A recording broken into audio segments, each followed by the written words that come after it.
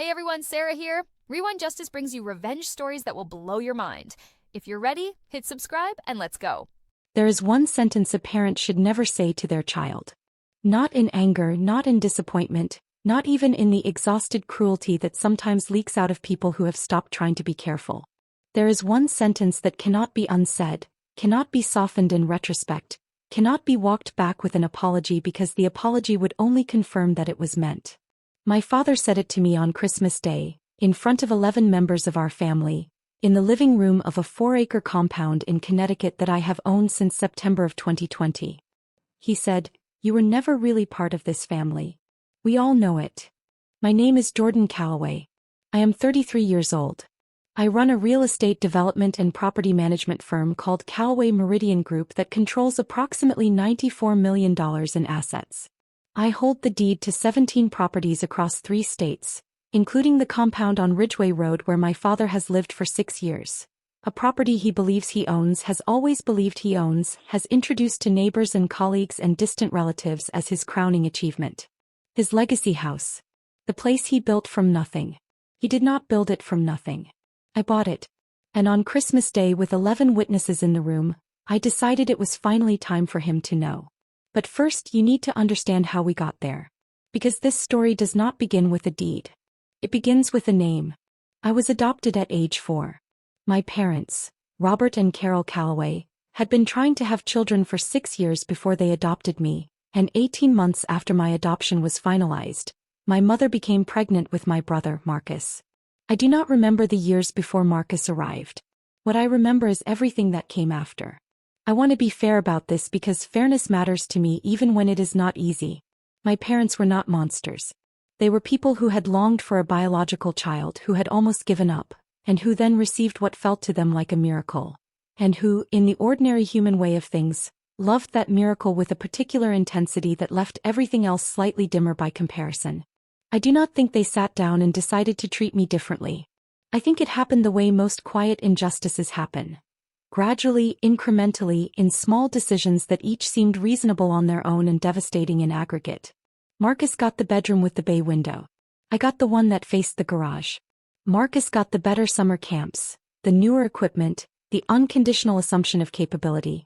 When he struggled in school, my parents hired tutors. When I struggled, they suggested I might not be academically oriented, and encouraged me toward vocational tracks. When Marcus announced at 16 that he wanted to be an architect, my father drove him to 3 university open houses that same month. When I said at 17 that I wanted to study finance, my father said, "That's a difficult field. Have you thought about something more practical?" The word practical was doing a lot of work in our house. It was the word they used when they meant limited. When they meant don't reach too far. When they meant we believe in Marcus's ceiling, but yours is lower and we're trying to protect you from the disappointment of finding out. My mother was softer about it. She was the kind of person who expresses love through logistics. She remembered my appointments, packed my lunches, showed up to my events. But she almost never advocated for me when my father made decisions. She would glance at me after something unfair happened with an expression that said I know, and then she would say nothing and the moment would pass and the pattern would continue. My father's brother, Uncle Gerald, was the worst of the extended family. He was the one who started the Christmas tradition of going around the table and asking everyone what they were proud of from the past year. It was designed to feel inclusive. In practice, it was a performance review at which Marcus always received the highest marks, and I received a polite but brief acknowledgement before the attention moved on. One year, I was 22, home from my second year of working. Uncle Gerald listened to my answer, nodded once and said, "Yes, but that's just a job, isn't it? Marcus is building something." Marcus had just gotten a junior position at a small architecture firm. I had just closed my first independent property deal. I smiled. I said nothing. I drove back to the city 2 days early and did not come home for 8 months.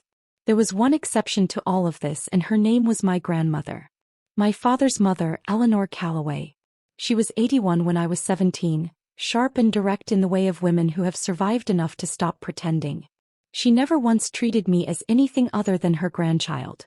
He came to my events. She asked about my work with genuine interest. She told me once, sitting in her kitchen while everyone else was in the living room watching a game, "Robert doesn't see you clearly, Jordan. That's his failure, not yours." You make sure it stays that way. She passed away in 2019. She left me $340,000 in a private bequest that my father and Marcus did not know about. It was, she had written in the accompanying letter, for something that will last longer than their approval. I used every cent of it as part of the down payment on Ridgeway Road. I need to explain how the Ridgeway Road property transfer worked, because it is the kind of thing that sounds impossible until you understand the details. In 2019, my father's financial situation became precarious. He had made a series of investments in a restaurant group that collapsed, and the losses had rippled into his personal balance sheet in ways he had not anticipated. The mortgage on the family home, a modest colonial in a suburb outside Hartford, was manageable, but a property he had purchased in 2015 as a retirement asset was underwater, and the carrying costs were bleeding him quietly. He didn't tell us the full extent of it. He told Marcus there was a temporary cash flow issue. He told me nothing. I found out through grandmother Eleanor, who had been quietly monitoring the family's finances in the way matriarchs sometimes do when they suspect trouble and no one is talking. She called me in August 2019 and said, "Your father is in trouble. I'm not asking you to fix it. I'm telling you so you can decide what to do with the information." What I did was hire a real estate attorney and a forensic accountant. I spent 3 weeks understanding exactly what my father owed, what the properties were worth, and what his options were. Then I made a decision that took me a long time to arrive at and that I have never fully regretted, even though it required me to put a version of myself on the line that I did not entirely have available yet. I formed a purchasing entity called Ridgeway Property Holdings LC, a subsidiary of Callaway Meridian Group, which did not yet carry my name publicly. I used grandmother Eleanor's bequest, plus $1.4 million in capital I had accumulated over 5 years of property deals, as the seed of an offer on a 4-acre compound in Fairfield County, Connecticut. Ridgeway Road was a property my father had admired for years. He had driven past it, talked about it at dinner as the kind of place that represented where he wanted the family to end up, the physical embodiment of the success he had always intended to achieve. It was listed at $7.8 million. In the specific market conditions of late 2019, with a motivated seller and a clean all-cash offer structure, Ridgeway Property Holdings acquired it for $7.2 million. By the time closing costs and legal fees were finalized, the total acquisition was $7.9 million. By 2023, conservative valuations placed it at $8.1 million. My father's existing properties were quietly liquidated through a separate transaction that cleared his debt. He was told only that a private buyer had taken the underwater property at a price that dissolved the mortgage. He didn't ask too many questions. He was relieved in the way people are when a problem resolves itself and they don't have to examine how. 6 months later, I made my father an offer through Ridgeway Property Holdings, a long-term residential lease on the Ridgeway Road compound at below-market terms, structured as a right of first refusal for purchase. The offer was presented through a property management intermediary. My father believed he was leasing from a private estate holding company. The lease was beautiful, everything he had always wanted the house to be. He signed it in March 2020. He moved in that June. He spent the next 4 years telling people he practically owned the place. I let him. I watched him give tours, watched him introduce it as our compound at family gatherings, watched him stand on the stone terrace overlooking the back lawn and describe, with quiet authority, the landscaping decisions he had made. He had not made any landscaping decisions. The property management company had made them, per the terms of the lease. But I watched him describe them and I said nothing. I said nothing because I was not yet ready to decide what to do with what I knew.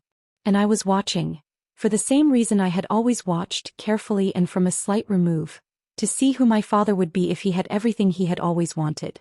The answer was the same man. Just louder about it. Christmas this year was held at Ridgeway Road. My father's preferred tradition. 11 people in the main living room, the one with the cathedral ceiling and the stone fireplace that I had reviewed in the property survey and approved as structurally sound before the purchase. The tree was decorated in my mother's style. White lights, gold ribbon, the ceramic ornaments she had been collecting for 30 years. Marcus had arrived the day before with his wife, Priya, and their 2 children.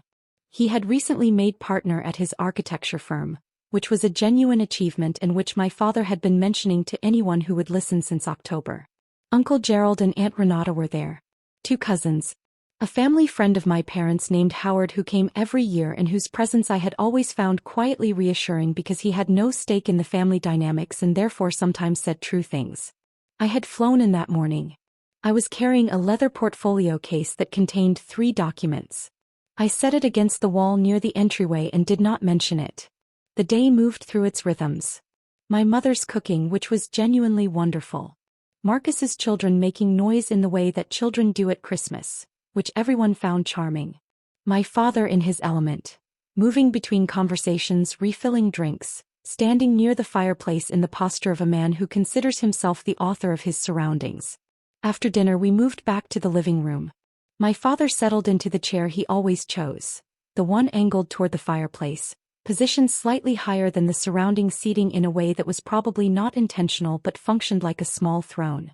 Uncle Gerald was talking about a real estate development project Marcus's firm had just been engaged for, and my father was nodding along with the expression he wore when he was proud and wanted everyone to notice. Howard asked me, politely and without any agenda that I could detect, how my work had been going. "It's been a strong year," I said. My father made a sound, not quite a word, not quite dismissal. A sound I had been hearing my whole life. The sound that meant that's a minor thing and we're talking about something major. "Jordan does property work," my father said to Howard. "Smaller projects." He did not look at me when he said it. "Marcus is the one building at real scale." Howard glanced at me. I smiled. And then, I still do not know exactly what triggered it, whether it was the wine or the accumulated weight of the day or simply the fact that he had been performing for an audience all evening and wanted a clean ending. My father looked directly at me and said it. "You know, Jordan," he paused. He looked at his coffee cup. He looked up. "You were never really part of this family. Not the way Marcus is. We all know it." The room went very quiet. Uncle Gerald stared at the fireplace. Aunt Renata looked at her hands. My mother's expression shifted into the familiar configuration. "I know, I'm sorry, I won't say anything." The expression I had been watching her wear my entire life. Marcus, to his credit, looked uncomfortable. He opened his mouth and then closed it, which was more than he had usually done. Howard looked at my father with an expression I recognized as genuine shock. I sat with it for exactly 4 seconds. Then I reached over to the portfolio case and brought it to my lap. "Dad," I said in the same register I use when I'm closing a deal. Quiet, precise, no heat in it. "Did you tell everyone about the 2020 property transfer?" My father's face changed. The color left it quickly, the way color leaves a room when someone switches off the main light. His coffee cup slipped from his hand. It didn't shatter. It hit the area rug and landed on its side, the remaining coffee spreading in a dark oval across the cream wool. Nobody moved to clean it up. My brother's voice came sharp and high from across the room. "What property?" I opened the portfolio case. I removed 3 documents and placed them on the coffee table in a single deliberate motion, the way I had placed them in my mind 100 times over the preceding months. The first was a copy of the property deed for 1847 Ridgeway Road, Fairfield County, Connecticut. Owner of record, Ridgeway Property Holdings LLC. Acquisition date, November 14, 2019. Acquisition price, $7,200,000.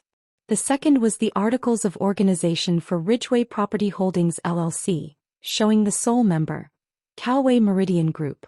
The third was a 1-page summary document I had prepared with my attorney, a clean, readable explanation of the corporate structure, showing that Calway Meridian Group was wholly owned by me. "Ridgeway Property Holdings is my company," I said. "It has always been my company. The lease you signed in March 2020 was with me. The property management firm you've been coordinating with for 4 years reports to me." I looked at my father. "You have been living in my house." My father did not speak. His mouth opened and closed without producing sound, and for a moment he looked very old and very small in the chair he had always used as a throne. Marcus stood up. He crossed the room in 4 steps and picked up the deed. He stared at it. He looked at me. He looked at our father. He said slowly, "This is real?" "The county recorder's office is public record," I said. "You can verify it tomorrow morning." Uncle Gerald said, "Now just a minute, Gerald." I looked at him. Just his name, just once, just that tone. The one that has closed 9 figures in transactions over 7 years. He stopped. My mother had her hand over her mouth. Her eyes were moving between the documents and my face with an expression that contained, I thought, something that was not entirely surprise. Some part of her had always known, I suspect, that there was more to me than they had allowed for. She had just never had the architecture of it placed in front of her this clearly. I want to explain why I did it this way, I said, and I was speaking to the room now, not just my father. I found out in 2019 that the family's finances were in trouble. I had the means to help. I chose a structure that preserved Dad's dignity. He got to live here, he got the house he had always talked about, he got the experience of this place without the debt burden that had been building for years. I did not ask for acknowledgement. I did not ask for gratitude. I structured it so he would never know, because I had learned, over a very long time, that knowing would change nothing about how he saw me. I paused. I looked at my father directly. He had not moved. His hands were flat on his knees. What changed my mind tonight, I said, was what you just said to me. In front of this room. On Christmas. I let it sit for a moment. If you had never said that, I might have let this continue indefinitely. I had made my peace with being invisible here. But you told me, in front of 11 people, that I was never really part of this family. And I decided you should know exactly what part I've been playing. Howard, from the far end of the sofa, said quietly, "Good God." My brother sat down. He sat down heavily, like his legs had simply decided they were done with the work of holding him up. He set the deed back on the table with the careful movement of someone handling something that might break. "Jordan," he said. "How long have you, how big is?" "Callaway Meridian Group manages $94 million in assets," I said. 17 properties. We've been operating for 7 years. We have 11 full-time staff and a development pipeline worth approximately $40 million in new acquisitions over the next 18 months. Priya, Marcus's wife, made a sound that was not quite a word. One of the cousins whispered something to the other. My father finally spoke. His voice had lost all its architecture, the authority, the performance of ease. What was left was something thinner and older. "Jordan," he said. "I didn't know." "I know you didn't know," I said. "That was the condition under which you were able to say what you just said. If you had known, you would have been careful. You would have been polite. You might have even been kind." I looked at him. "I needed to know who you were when you had no reason to be careful. Now I do." I did not leave immediately. That is one thing people misunderstand about moments like this. The idea that the protagonist walks out in a single dramatic exit and the chapter closes cleanly. Real life is messier than that. People stay in rooms together. They sit with what has just happened. They say inadequate things. My mother came to me first. She did not say "I'm sorry," which I respected. It would have felt too small for what had just occurred. What she said was, "I should have said something. Many times. I should have said something and I didn't." She looked at me with an expression that I recognized for the first time as genuine grief. "I don't know if that's forgivable." "I don't know either," I told her honestly. "But I'm not making that decision tonight." Marcus came to me next. He looked like a man sorting through an inventory of memories and finding things he had filed incorrectly. "The promotion dinner," he said. 2 years ago. The architecture deal. Dad told the whole table and Howard asked about you and I changed the subject." He looked at the floor. "I changed the subject." "Yes," I said. "Why didn't you ever say? What would you have done?" I asked him. Not cruelly. As an actual question, because I genuinely wanted to know. He was quiet for a long time. "I don't know," he said finally. "I think I would have felt bad and then let it go back to normal." He looked up. "Which means I'm part of it." That was the most honest thing Marcus had ever said to me. It didn't fix anything. But it was true, and truth at minimum is a place to start from. Uncle Gerald said nothing to me. He refilled his drink and stood near the window for the rest of the evening with the posture of a man who has realized he is on the wrong side of a historical record. I did not approach him. I had nothing to say to Gerald that would be worth saying.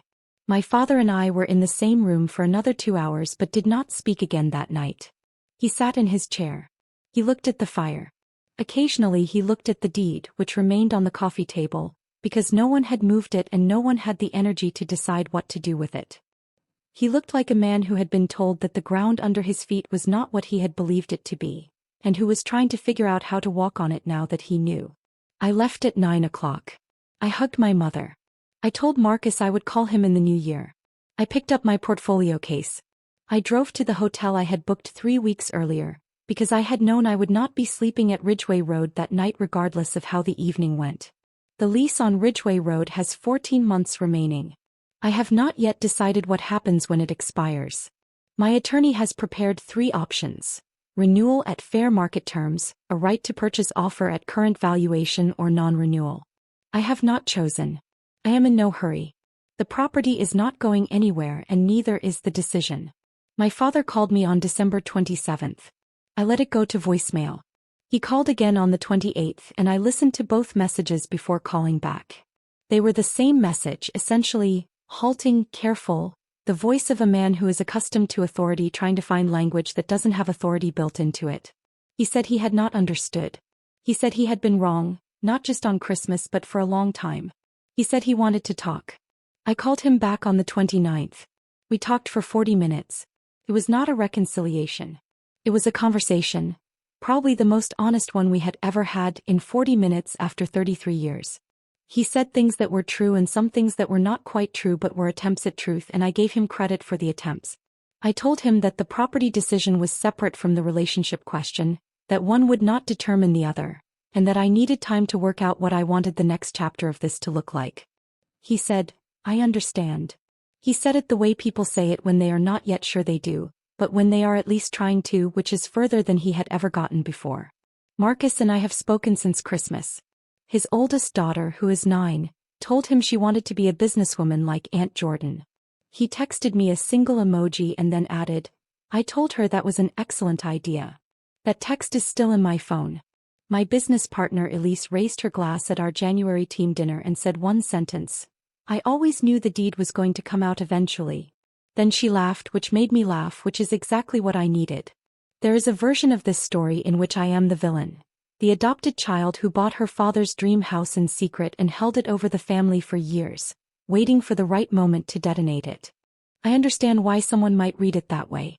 I am not going to argue with that reading because I don't think it matters. What matters is what was true, and what is true is this. I spent 29 years trying to belong to a family that had decided, somewhere underneath everything, that I was adjacent to them rather than part of them.